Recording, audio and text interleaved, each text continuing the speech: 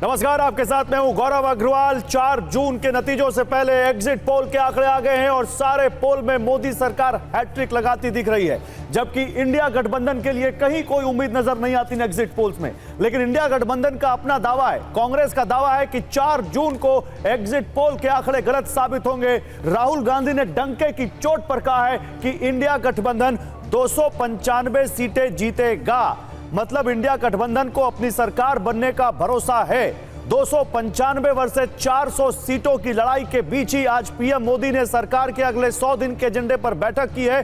तो उधर कांग्रेस ने भी अलग अलग राज्यों में अपने नेताओं के साथ वर्चुअल मीटिंग की है। लेकिन सवाल यह है कि एग्जिट पोल पर इंडिया गठबंधन को भरोसा क्यों नहीं है और राहुल गांधी के 295 सीटों के दावे का आधार क्या है, इस पर बात करेंगे। तमाम पार्टियों से नेता हमारे साथ जुड़ेंगे। लेकिन इस बीच एक बड़ी खबर आ रही है। एक बड़ी खबर यह है कि इंडिया गठबंधन के नेता चुनाव आयोग पहुंच गए हैं। ब्रेकिंग न्यूज, पोस्टल बैलेट के मुद्दे पर चुनाव आयोग से शिकायत की है इंडिया गठबंधन के नेताओं ने। कांग्रेस नेता अभिषेक मनु सिंघवी ने कहा पोस्टल बैलेट की गिनती पहले करना अनिवार्य है। तो एक बड़ी खबर आ रही है,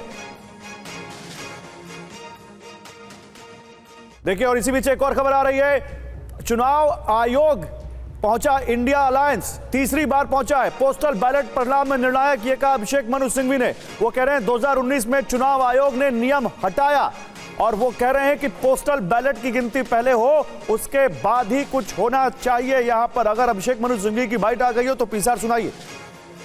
गाइडलाइंस द्वारा किसी रूल को नहीं बदला जा सकता।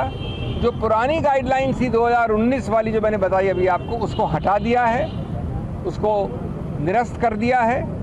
और इसका बड़ा सरल और सीधा परिणाम ये होता है कि ईवीएम की पूरी गणना हो जाए अंत तक, तब तक भी पोस्टल बैलेट की निर्णय की घोषणा करना अनिवार्य नहीं रहा है।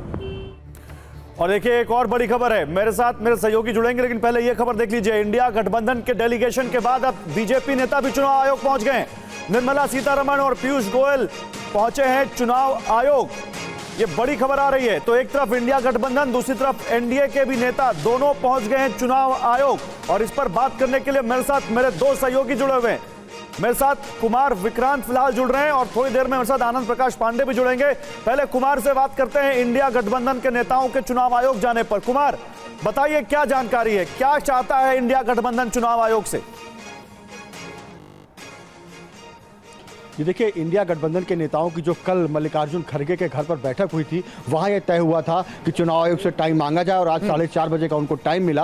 और उसके पीछे वजह ये है कि इंडिया गठबंधन के नेताओं का मानना है कि जो पोस्टल बैलेट है उनकी जो गिनती है वो ईवीएम की गिनती से पहले पूरी हो जानी चाहिए, क्योंकि उनका ये मानना है कि बिहार में बाद में गिनती की गई और उनका कहना है कि इसमें धांधली की आशंका हो सकती है। इसलिए वो चाहते हैं कि पोस्टल बैलेट की गिनती जिस तरीके से पहले हुआ करती थी वो पहले हो जाए, उसके बाद ईवीएम की गिनती हो। और दूसरी उनकी अहम मांग है कि जो सुप्रीम कोर्ट ने गाइडलाइंस दी हैं वीवीपैट की पर्चियों को गिनने को लेकर और तमाम जो गाइडलाइंस मतगणना को लेकर के दी हैं उसका पूरी तरह से पालन किया जाए, इसके लिए चुनाव आयोग पूरी तरह से ध्यान रखे। तो इन बातों को लेकर के चुनाव आयोग पहुंचे थे इंडिया गठबंधन के नेता और अब वो यहाँ से निकल गए हैं। और उनका कहना है कि चुनाव आयोग ने उन्हें आश्वासन दिया है कि उनकी बात पर विचार करेगा ही नहीं बल्कि उसको मानेगा। और जो बात आप कह रहे हैं कि गाइडलाइन है ऐसी और उनका पालन किया जाए तो वो पालना की ही जा रही है। ठीक है, शुक्रिया आपका कुमार इन तमाम जानकारियों के लिए। तो चुनाव आयोग पहुंचे इंडिया गठबंधन के नेता और उन्होंने वहां पर कुछ मांगे की हैं और अब देखना है चुनाव आयोग उस पर क्या रिएक्शन देता है। लेकिन आनंद प्रकाश पांडे जुड़ चुके हैं, तो बताइए पीसीआर मुझे आनंद प्रकाश पांडे के पास भी जाएंगे कि आखिर बीजेपी के नेता क्यों गए हैं चुनाव आयोग और वो कहां क्या मांग कर रहे हैं। लेकिन इस बीच क्योंकि हम बात कर रहे हैं अब की बार 295 या 400 पार,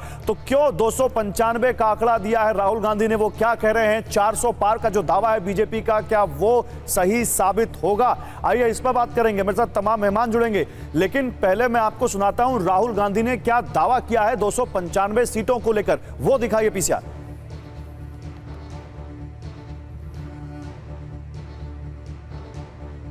ये मोदी जी का पोल है, फैंटेसी पोल है उनका। Thank you. कितनी सीटें आ रही हैं आपके हिसाब से? सिद्धू मूसेवाला का सॉन्ग सुना आपने? 295।